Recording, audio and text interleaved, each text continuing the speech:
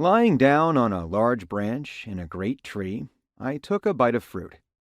The satisfying crunch brought a light mixture of sweet and sour flavors to my mouth. This fruit, known as an apua, was said to be a key ingredient in a miraculous medicine that could reverse aging. It boasted an impressive price tag, but in this forest, you could eat as many as you could stomach. "Spirits of the wind," I murmured, tossing the leftover core. A moment later, a sudden whirlwind crushed it into paste. As the fruit's flesh became nourishment for me, so did its core become nourishment for the earth, and, with a bit of luck, spitting its seeds back to the ground would result in a new tree.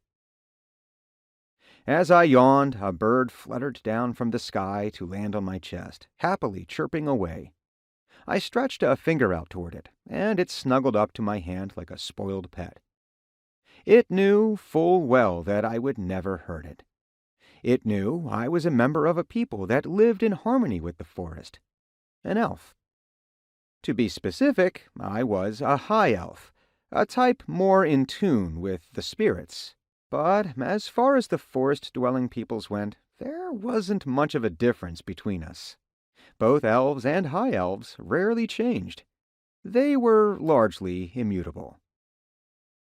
"Yeah, honestly, I'm tired of this," I muttered to myself as I lazed away alone in the woods. If I ever grew hungry, there was always fruit around. I could refine my skill with a bow, though there was no need to hunt. And I could speak with the spirits to peek into the underlying truths of the world.